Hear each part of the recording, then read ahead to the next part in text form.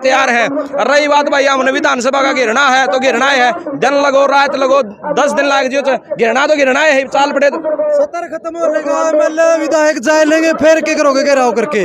भाई जान लाग रहे हैं अभी, सत्र खत्म हो, सत्र तो ऐसे खत्म नहीं होगा, हमने तो उनको दिखाना है। अगर भाई ये जो सरपंच आप कह रहे थे ना, अब कल ये सरपंच मान गए, भाग गए, ये हो गया, 2 सेशन बन गई।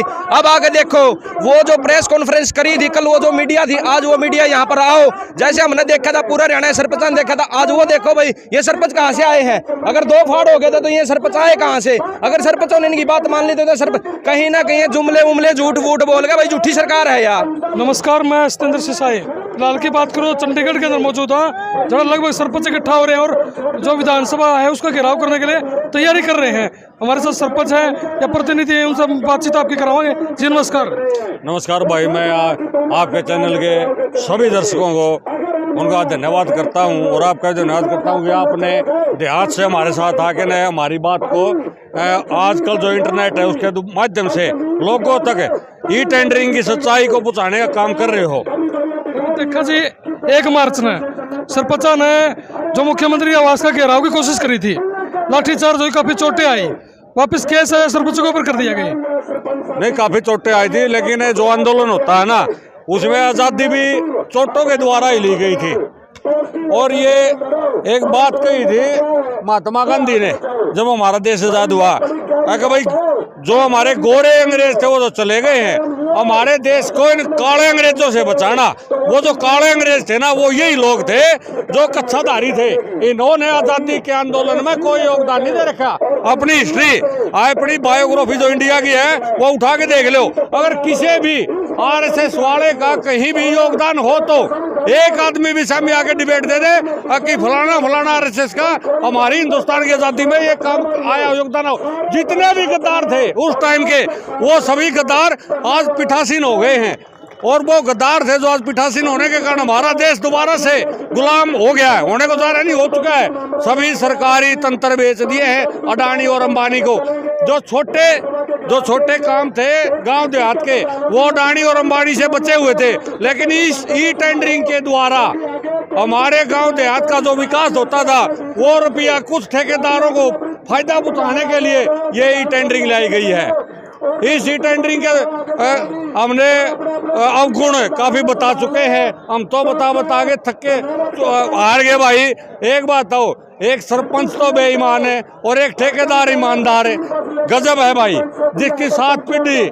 मेरे भाइयों, एक बात आप भी जानो हो, गांव वाले क्या कहते 3 होते हैं, भविष्य, भूत और वर्तमान। गांव में वोट तीनों चीज देख के दी जाती है। और ये वैसे नहीं है, गांव का जो प्रतिनिधि है गांव की शाख है, इनके ऊपर जो डंडा बरसा गया है 2024 के चुनाव में, हम इसका बदला लेंगे भाई। 2024 भाई साहब, ईमानदारी और बेईमानी की बात नहीं है यार, सीधी सी बात है कमीशन खोरी की। समझ में आ रही है देहात, ईमानदारी वाली तो कोई ईमानदारी बेईमानी है नहीं। कमीशन कहाँ से मिलेगा? सरपंच कमीशन को ना देवे, कमीशन देगा ठेकेदार। और सिर्फ जनता मरो तो मरो, सिर फूटो तो फूटो, सरपंचा की बेइज्जती हो तो कोई भी इनका सीधा सा काम लठ मार के न बजा दो।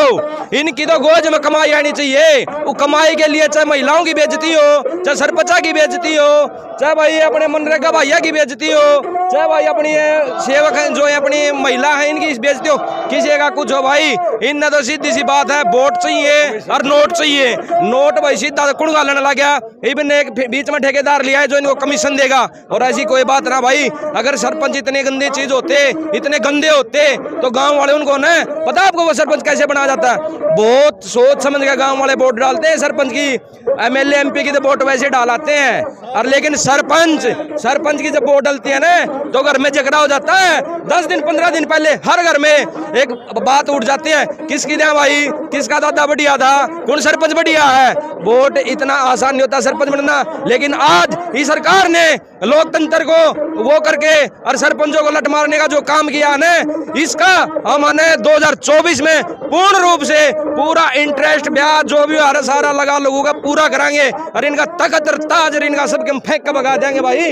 या तो खट्टर साहब से हम कहते हैं हमारी बात मान लो, अगर नहीं मानेगा तो कोई दिक्कत ना भाई साहब, महीने रह गए 9 और 2024 में पता चल जाएगा इनका आना जाना गामा में सारा बंद। या गारंटी है भाई हमारी, अपने मीडिया में रिकॉर्ड कर लियो भाई, हो दिन का तो रवैया में लिख लियो, या तो हमारी बात मान जाओ या तो हमारे जितने भी 29 कानून में जो हमारी राइट बनता है वो वापस दे दो और हमारी बातें मान लो।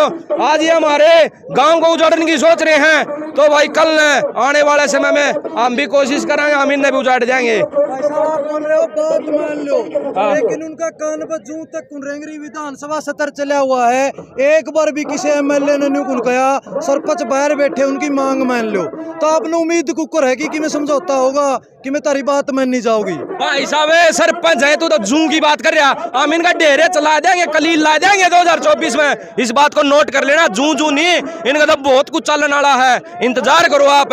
हम तो भाई हमने कानून को हाथ में नहीं लेना चाहते, हम तो भाई बार बार इनको यही कह रहे हैं भाई आंदोलन के द्वारा, आंदोलन ही एक ऐसी चीज है जो गूंगी बैरी सरकार को जगा सकती है, इसलिए हम बार बार आंदोलन कर रहे हैं। भाई मान जाओ, टेम है, लेकिन है ना जो इसके सलाहकार हैं इसको गलत गाइड कर रहे हैं। अब देख लेना आप 2024 में क्या होगा, और आज विधानसभा का हम घेराव करेंगे।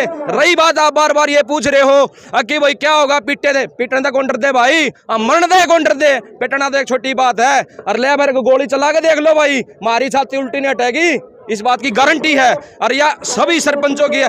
कल इन्होंने एक जुमला फेंका था, उसके द्वारा अब प्रेस कॉन्फ्रेंस करके एक बार 2 एसोसिएशन बढ़ा दी है। कहाँ 2 एसोसिएशन है? आज देखो जिन का नाम ले रहा था माइक में, पहले तो ने सरपंच आते थे, अब तो सरपंचों ने एकता कर ली भाई, एसोसिएशन को बोल दिया है, तन मन धन गोज भी खोल दिया सरपंच ने। जितना लंबा चलेगा उतना चलाएंगे भाई, 2024 तक चलाएंगे हम इस आंदोलन को। पंचायत मंत्री बबली ने कहा था कि भाई गांव की भलाई खातिर ये टेंडर लेके आए हैं, जो विरोध करने वाले सरपंच है वो गांव की भलाई नहीं चाहते। अरे भलाई की एक मिनट भाई, आपने कहा कि देवेंद्र बबली कह रहा है गांव की भलाई के लिए, भाई हमने 3-4 बार डिबेट दे चुके, ये गांव की भलाई नहीं, ये कुछ एक ठेकेदारों की भलाई है। ठेकेदारों की कैसी है? पहली बात तो ये कोई भी टेंडर है 10% 12% कमीशन लेकिन अपना छोड़ा जाता है। दूसरा जेई एसडीओ कमीशन लेके ना उसको वेरीफाई कर देते हैं, तेरा काम वेरीफाई हो गया है। पहले अंग्रेजों के टाइम में एक पुल बने हुए, आज 150 साल हो गए, 70 80 90 साल हो गए, वैसे के वैसे हैं। इनके पुल सड़कें, इनकी जो सड़कें 2 साल में कंडम हो जाती है। जब हमारे पास है ठेकेदारी प्रथा के उदाहरण है, हमारे सामने है, प्रेजेंट में है। आज कंगन को सीखा, पढ़े लिखे भर सीखा, ठेकेदारों के करवाए हुए काम आप विजिट करो गांव में जाके, उनके जो काम 2 साल में के कंडम हो चुके हैं।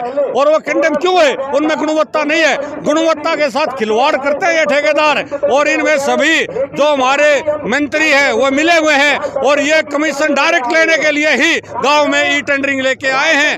जो गांव का विकास होना चाहिए था, जो कब आज से 10-15 साल पहले गांव में वो सुविधाएं नहीं थी, लेकिन जब पंचायतों को अधिकार आए 94 में, उसके बाद गांव का काफी विकास हुआ है।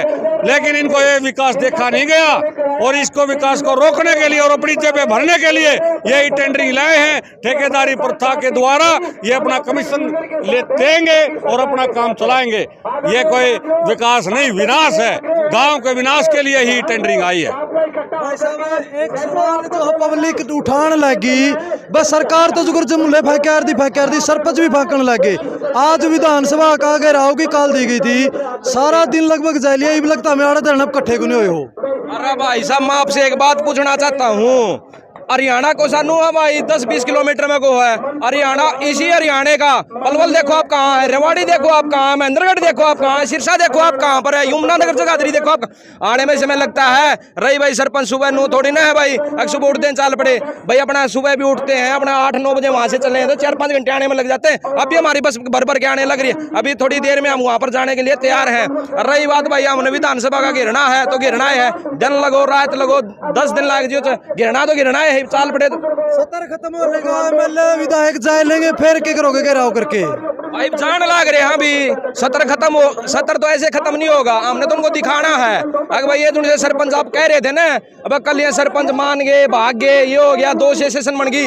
अब आगे देखो वो जो प्रेस कॉन्फ्रेंस करी थी कल, वो जो मीडिया थी, आज वो मीडिया यहाँ पर आओ। जैसे हमने देखा था पूरा हरियाणा सरपंच ने देखा था, आज वो देखो भाई ये सरपंच कहाँ से आए हैं। अगर 2 फाड़ हो गए थे तो ये सरपंच आए कहाँ से? अगर सरपंचों ने इनकी बात मान ली तो सरपंच कहीं ना कहीं जुमले उमले झूठ वूठ बोल गए भाई, झूठी सरकार है यार।